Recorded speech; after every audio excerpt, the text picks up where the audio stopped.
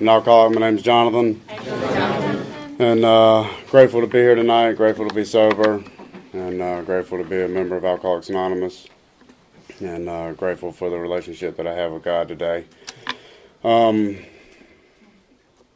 going to tell in a general way what I was like, what happened, and what I'm like today. And I'll start off with my sobriety date is February 25th, 2014. And I have a home group. It is the Keeping It Sober group. We meet in Aberdeen at 504 Wilder Avenue on Tuesday nights for open discussion meeting, and on Saturday night for an open speaker meeting. All of y'all are welcome anytime. Be glad to have you. I do have a sponsor who has a sponsor, and I try to stay current with my sponsor. I am from Moore County, right down the road, on Midland Road as a matter of fact.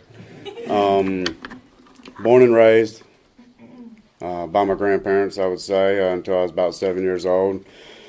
That's what I remember, growing up with them, living in a real loving environment, a lot of love in the family, well taken care of. Spoiled to a certain extent, I would say, probably. But I can remember, doing things like, going down to the lake, down there at Bowling Spring Circle, and feeding bread to the ducks, things like that. Going to, like the restaurants in town, getting Happy Meals and getting the little toys that they always provide. Those are just some, I remember hanging out with my grandmother all the time, watching Carolina basketball. Not a real big sports fan, but I think Carolina Tar Heels holds a special spot in my heart. That was like probably the two closest people that I've been with. When they passed away, when I was 7 or 8, somewhere around there, it was real devastating for me. After that, I went and lived with my father, and that was a total change of environment. It was, I went from being the only child in the household to, having a new dad, basically, and a stepmother and a stepsister, and, there was not a lot of time for the attention to be all on me. It was difficult sharing it with a stepsister. And, the household seemed extremely unfair, and probably mainly because, I didn't get all that attention that I was used to. But, I don't know if it was, during that time, but, I certainly never felt adequate, always felt less than other people, and never felt like I measured up, no matter really who I was around. It didn't matter if it was family or people that I considered my friends, or room full of strangers, or classmates. But just always being consumed with fear, real insecure.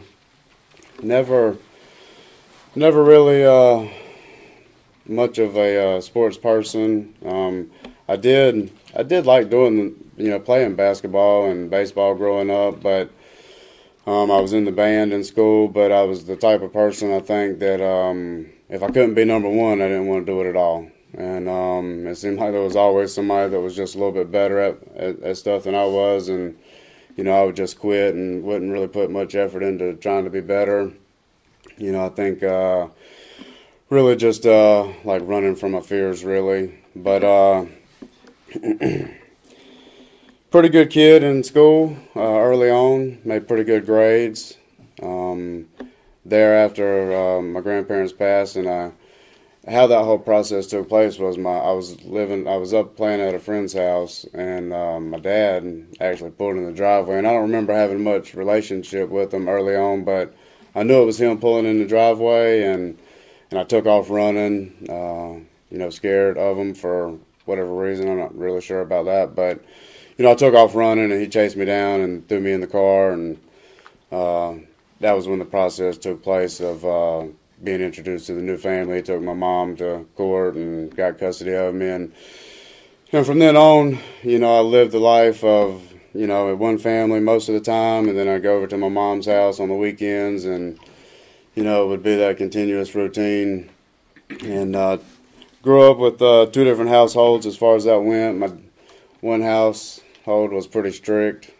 I wouldn't say strict, but there was some discipline and not a lot of partying, not a lot of drinking.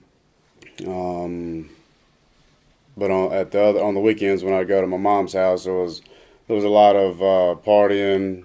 Saw a lot of drug activity, and I don't know what it was about that, but I grew toward it. I was attracted to that, and so as I got a little older, I got curious and started stealing some of that stuff and taking it to school to the friends, and they'd offer me some money for it, and I picked up real quick that I could make easy money stealing that stuff and selling it to my friends, and that would turn into something that I would do a lot of. I got real big into doing that, and I say real big, but not that I was not real big. I don't know why I would say that. Just some average Joe trying to be big, but you know what I mean. I spent a lot of time doing those illegal activities, supporting my habit, and I think what attracted me to it also was that it made me feel important. It gave me the attention that I desired, and certainly it put a little money in my pocket, and it helped me to do those things that I wanted to do cheaper and a lot of times for free. And I think that enabled me to go on a lot longer than I probably would have ever made it without that. So don't really remember like my first drunk or my first drink really, but I do remember. What I do remember is since I was introduced to AA and I've had the opportunity to really look back and see where alcohol and drugs played a part in my life, that I always drank for the effect produced by alcohol. It never was the taste. And always was no control on my drinking. Either always drinking till it was gone, passing out, getting sick. Always trying to drink to that level where, like, I was okay, and I would, most of the time overshoot that mark and pass out or black out or wake up beside the toilet, throwing up, in the back of somebody's vehicle out in the yard. Just really never knew what was going to happen. And all that stuff started out, just doing it a little bit on the weekends every now and then when you'd stay over at a friend's house or the parents would go out of town, you'd have a friend over. And it just progressed to, doing it every weekend as much as we could and, hitting the parties in high school and, not a whole lot of trouble early on, but, eventually I'd get some run-ins with the law and get a DUI. And I only had one DUI, by the grace of God. Certainly drove with one eye closed, trying to see and focus more than that one occasion. But really not even understanding, like, putting other people's lives in danger, how, like, irresponsible and, and stuff that was to... Just no respect for anybody else on the road and how dangerous it was. Just really just concerned with me. No thoughts of others. But over the years, as the progression would get worse, I got a lot of drugs in my story. I've experienced a lot of runs on the cocaine, a lot of runs on ecstasy pills and pain pills, and a lot of years on the drinking. Alcohol was always mixed in there in one form or another. And, before I got to AA, I would have considered myself a drug addict, but I've since being introduced to AA, I learned how really it starts with alcohol with me, and there's no control, and I drink for the effect produced. And to skip ahead real quick, I went to treatment the first time, and I hadn't been drunk and hadn't drank anything in probably 2 years. But when I got out, like, I had that other stuff out of my system, and was feeling good. And the first thought that I had was having a couple sips of alcohol, and I didn't think twice about it. I drank, and immediately drinking into a blackout and causing problems where I was staying, shoot, that led me right back to what I really want to do,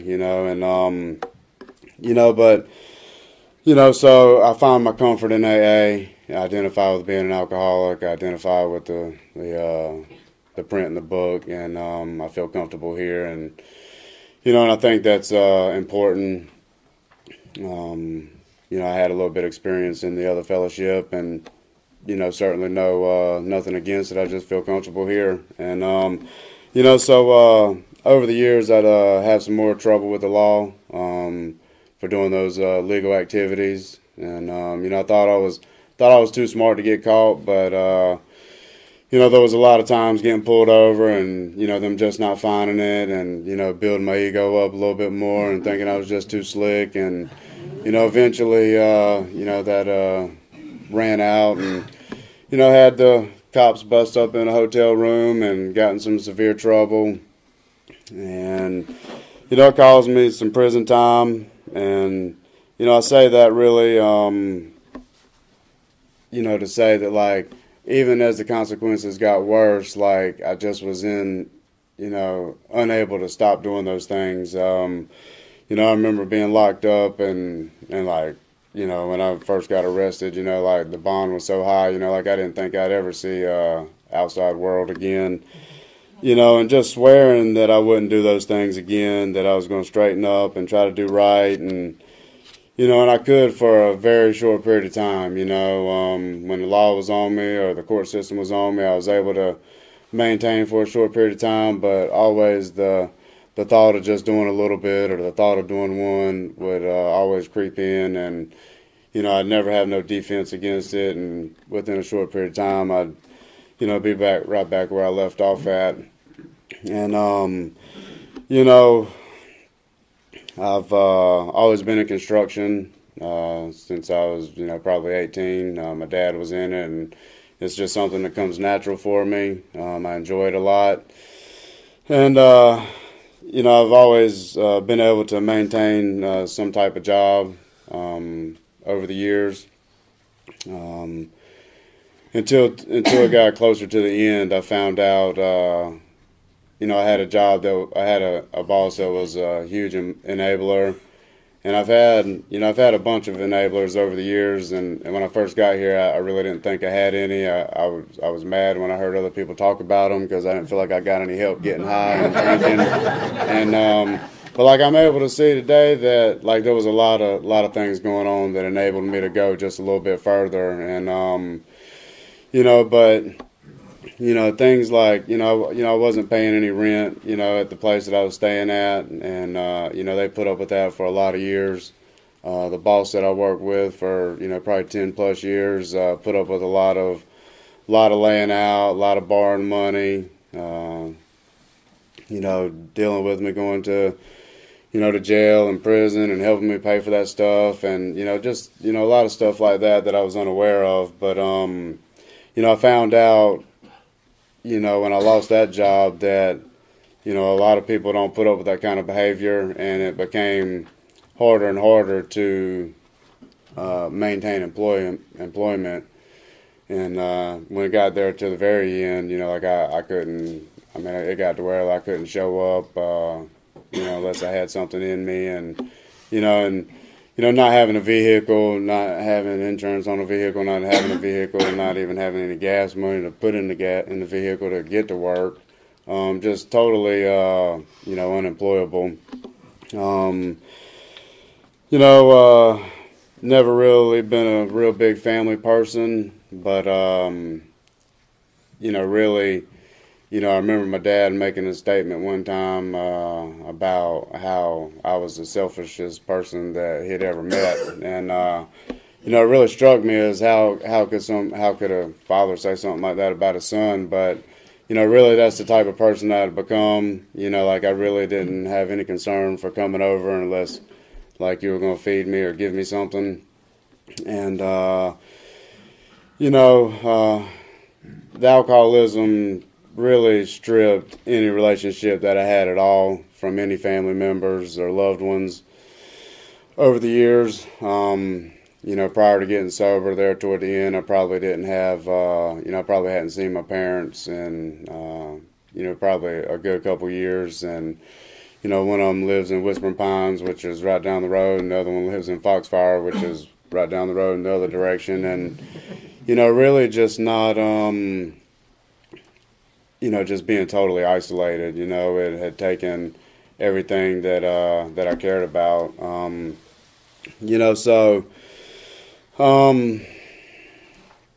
Like as far as other relationships over the years, I've never been in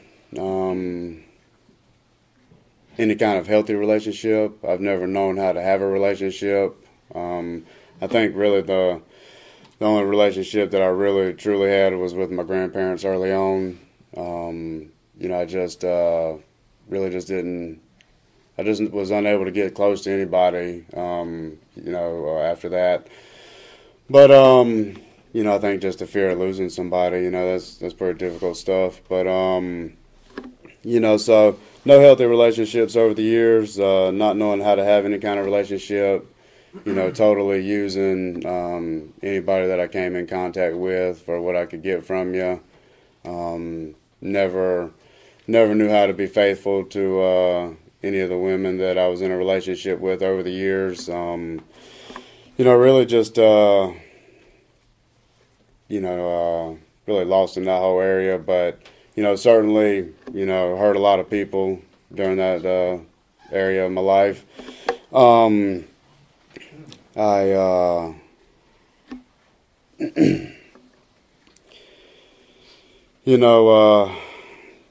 I think I would say,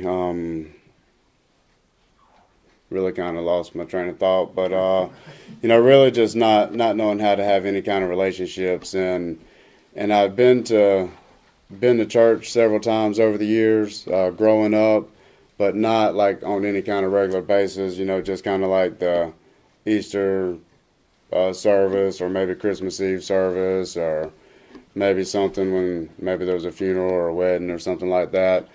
Well, my point would be like every time that I was in that kind of environment, like I would feel some sort of something, you know what I mean? But never was taught to how to have any kind of relationship with God.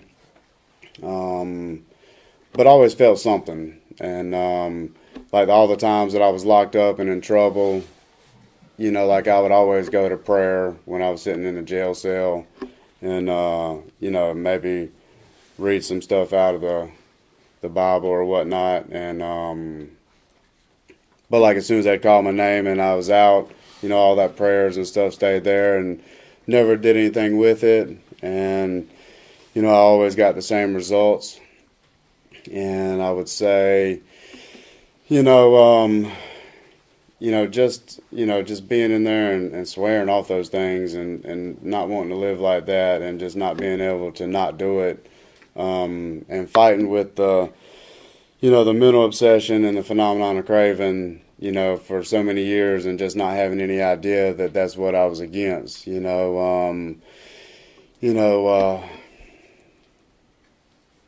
just saying we were going to go out to the bar and just drink a little bit, you know what I mean? And next thing you know, it's daggone the next morning and passed out and late for work and all the money's gone. Or, even worse on those other substances, just swearing, and like using those things, like it came a time where, like I just absolutely could not function at all without something in my system. And, it's some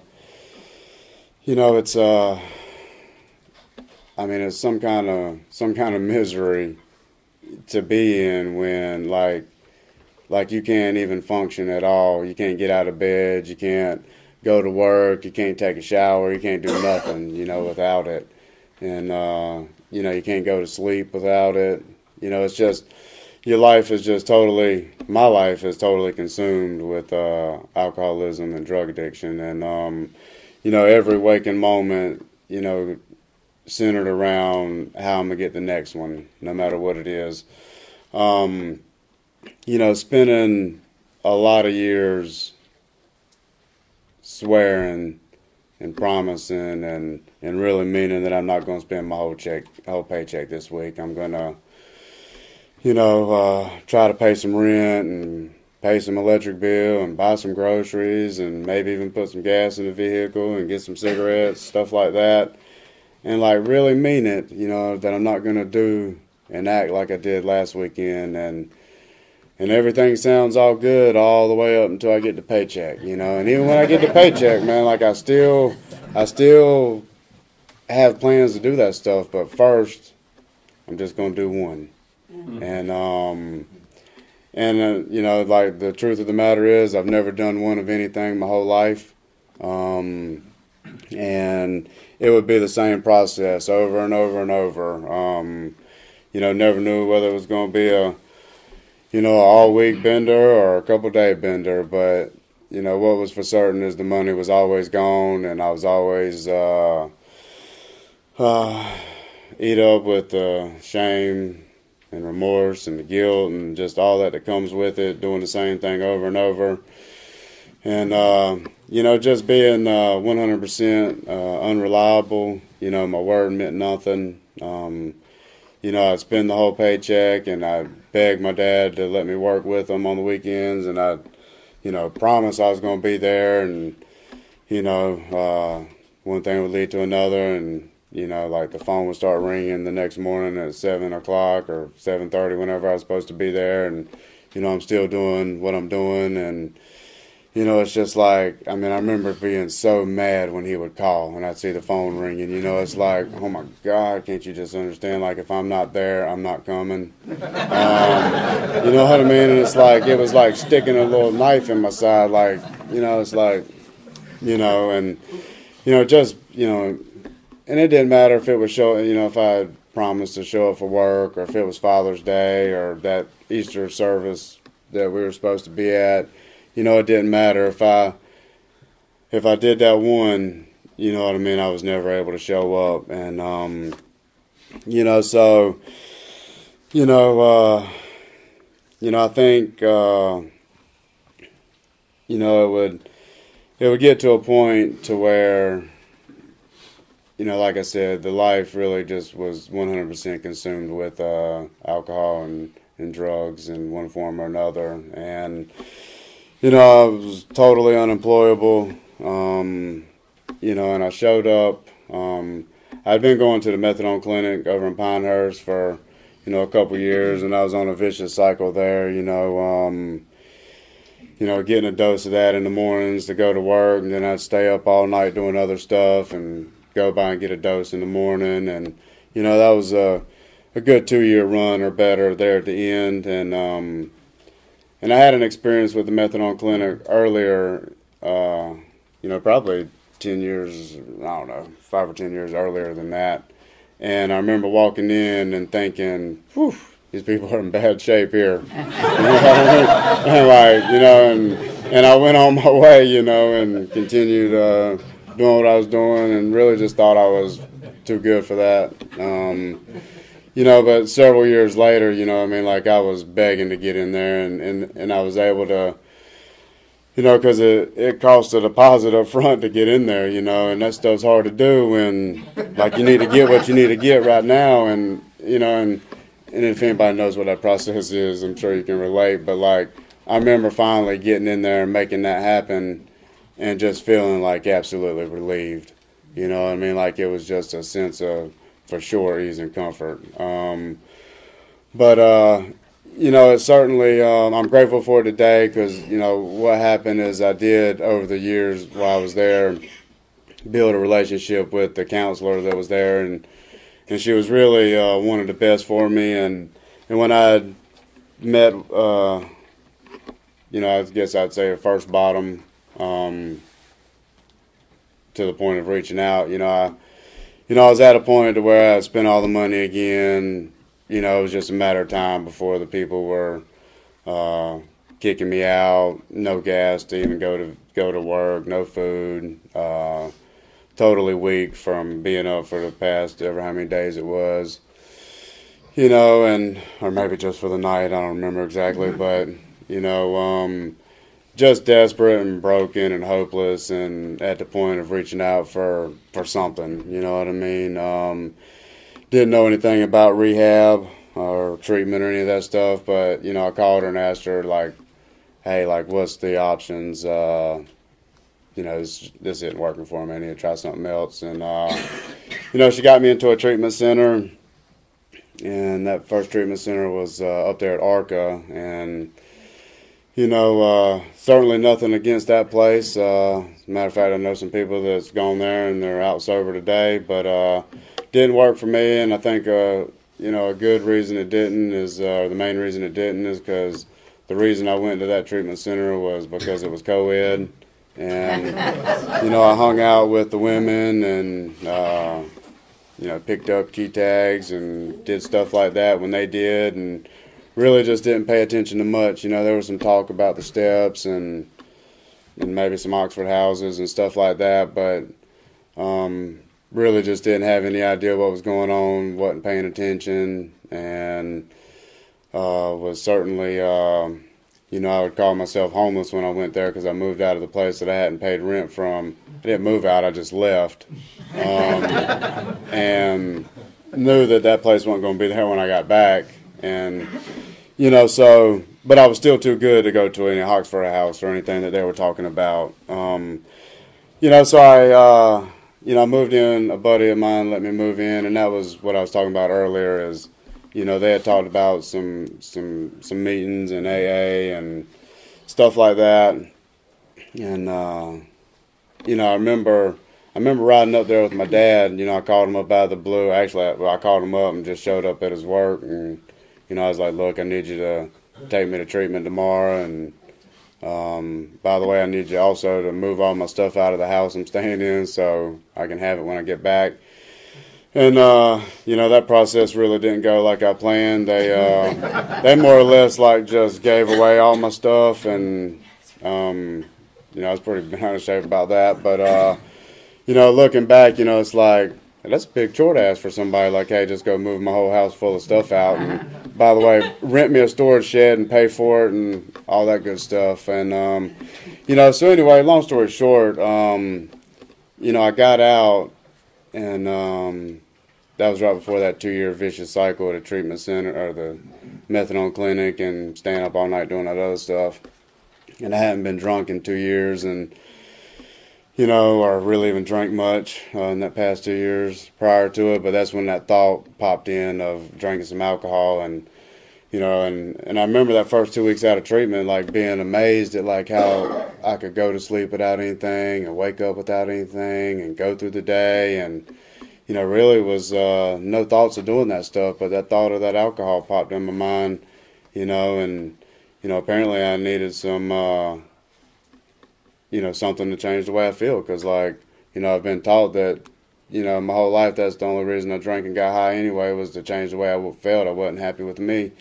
And so like immediately drinking in that blackout again, and it was a short period of time where I was within a week or so, 2 at the max, I was drinking some liquor up down the side of Broad Street right there in front of the liquor store, and and the thought of doing some of that other stuff popped in my mind, and no second thoughts, straight over there, and back to doing what I was doing. And I saw that the like things weren't good, and I had prior to going to that treatment center, the girl that I was dating was she had left me and moved out, and after I got out of the treatment center, I was looking pretty decent and looked like I was doing what I was supposed to be doing, and we kind of got back together a little bit, I guess I'd say. And but that didn't really go too good or last too long. But I was more or less, after I was drinking and causing problems at the place, my buddy's house that let me stay there, I was pretty much saw I was running into another homeless situation. So I reached out there to the Bethesda house in town, and they were gracious enough to let me in.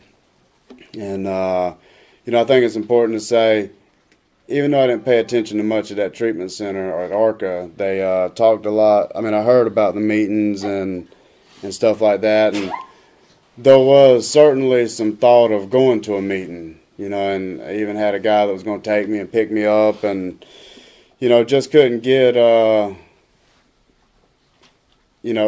the, the fear basically is what it was that just kept me from going, you know what I mean? I didn't know nothing about AA, didn't know who was going to be there, what was going on, probably what y'all would think about me showing up, and just, afraid to go, and, so the thing about the Bethesda house there, which I think it's important to say that if you're allowed to stay at a halfway house, it certainly is a privilege. Everyone doesn't get that opportunity. I got into that Bethesda house, and the requirement was to go to some of the meetings down there at the Aberdeen building, and in several other places here and some other places. But, I walked into the Aberdeen building, and, I saw some people that I knew that did the same things that I did, lived the way I did, and, they were supposedly staying sober for some years. And I had no idea what that meant or what, sober was really. But, surely, not that I would say I surely didn't stay sober, but I'd already started getting high and drinking prior to getting into the house, and that stay was short-lived. Got kicked out for getting high.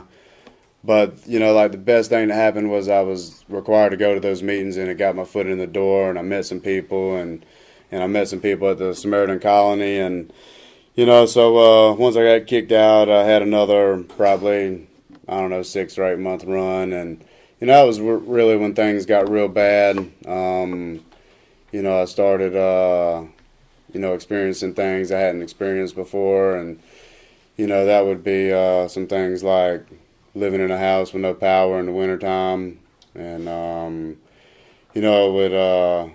things like, it got to where just, I wasn't taking showers anymore, not washing clothes, barely eating,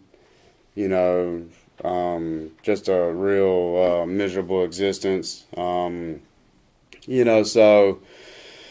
remember reaching out, to Mark there at the end, finally, when and I had a sense of, something. I knew something was going on down there at the AA building. Just, I had no idea what, but I had the sense of feeling that if we could just get back down there, it'd be all right, and, finally, the plan was kind of like, living in this place, again, I wasn't paying any rent at this other place, and, I'd been threatened to get kicked out several times, and I knew it was coming, and finally when they threatened to call the sheriff, figured out it was time to go, so, and it was kind of the plan all along was like, hey, when they finally kick us out, we'll just try to go to detox or something, and, so that's kind of what happened. I reached out to the colony, and they said, go to detox and get a referral for the colony, and that's what I did, and that's where, I got the referral to the colony, to the treatment center, and, a bed wasn't available, so I went to the safe house that they had up in Oaksboro, I think it is, Bridge for Recovery, and, grateful for places like that because, I really didn't have anywhere to go, and, and it's, it's an awesome thing that we got a couple of them now that give some of the guys a place to go, in that transition from detox to a treatment center, and I waited there, and man, it was terrible, just afraid and scared and not knowing what's going on, and, just full of fear, but really just not having anywhere else to go, so I went, and the treatment center opened up, and they got me in there, and man, it was difficult at first, but they got us immediately into the 12 steps of recovery, and that was where I was introduced to God and taught how to have a relationship with God at the same time, and and I'm grateful for that. That's where they taught me how to get on my knees and pray in a surrendered position and ask for help to stay sober, and then do that same thing in the nighttime before bed, and thank God that I stayed sober that day. And and again, being able to look back at the whole life story and see where drugs and alcohol played a huge part in all the negativity in my life, really. Nothing positive came from alcohol use and drug use. And being able to do the 4th step there, I was pretty much terrified of it, didn't understand it, didn't really want to put any of that stuff on paper, but, I was really more scared not to do it. And so I did it to the best of my ability, and I think that doing that along with the 5th step there, I think it plays a big part in me being sober today. Just getting down and being honest and getting that stuff out, and a lot of stuff that I would have never told nobody, and the freedom that comes from doing that, is huge. And so getting out of treatment. Went down to a recovery house in Wilmington, which I thought was didn't want to do it, and but I did, and I'm probably not having a place to go or live probably helped me to continue on that path, but thank God for that, because I got down there and I did what the treatment center taught me. They taught me to get a sponsor and continue to go to meetings and continue the routine that I was taught, which was, pray and ask for that help to stay sober and write a gratitude list and read something spiritual in nature. And, so I did all those things. And, they taught me some 3-second prayer, when I'm thinking of getting high or drinking, what to do, pray about it and ask God to remove the thoughts and obsession and direct my attention to being a maximum service to, God and others.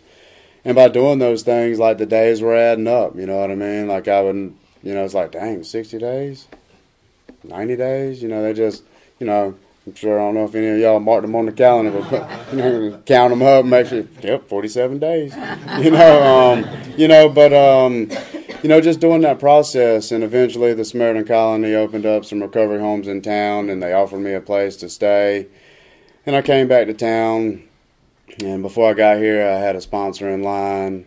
And as soon as I got back, we got on a schedule of meeting down at the AA building there every Sunday. And we read the book, and he helped me to learn how to apply the steps to my life. And through that process, I've been able to do the same thing with new guys today. And it's really a blessing to see the guys come in like I came in and work with them and read with them and see them apply the steps in their life and their life get better. You know what I mean? And their families get put back together and stuff like that. It's a big deal.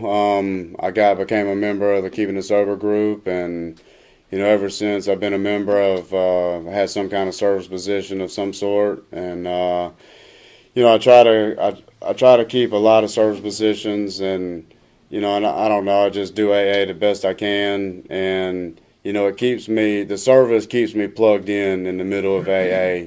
There's been times where there's been a lot of sponsees, and there's been times where there's none, and when there's a bunch of sponsees and all the service positions, yeah, it gets hectic and time consuming and busy, but man, when they're not there, the service work keeps me plugged in, and I think that's huge for me, because for me, I've noticed if I'm not around, I don't only go to the Keeping It Sober group nights on Tuesday and Saturday, and every now and then I'll go on a Wednesday night, and man, I'll feel a little uncomfortable, because I hadn't been there for a while, and that scares me, and I think that it's good for me, because it lets me know, hey, you know what I mean, I don't need to spend too much time away from AA.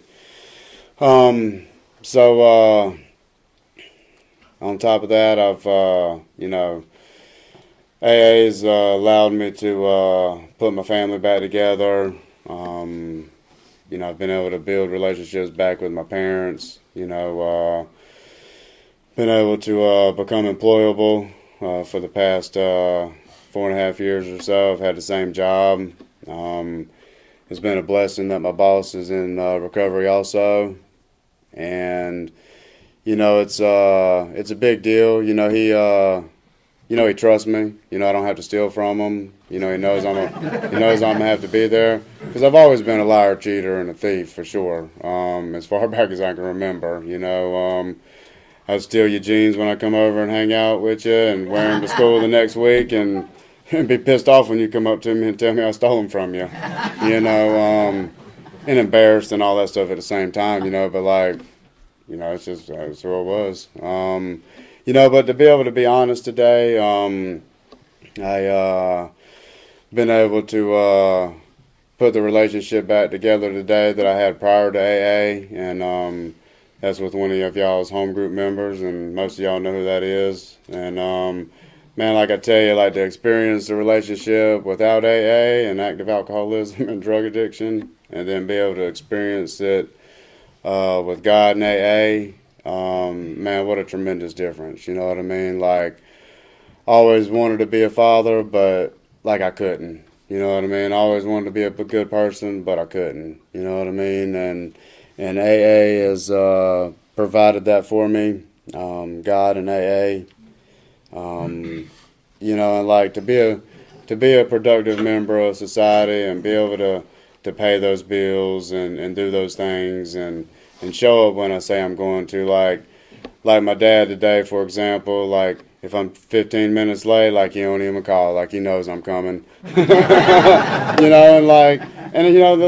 just the small stuff like that that's a big deal. I'm engaged, now, and gonna get married next year, and we got another little girl, and just to experience those things sober and be able to provide and be a part of their life and really be there, is really a huge blessing. And, none of that stuff would be possible without AA and the relationship that I have with God. And I really will be forever grateful for that.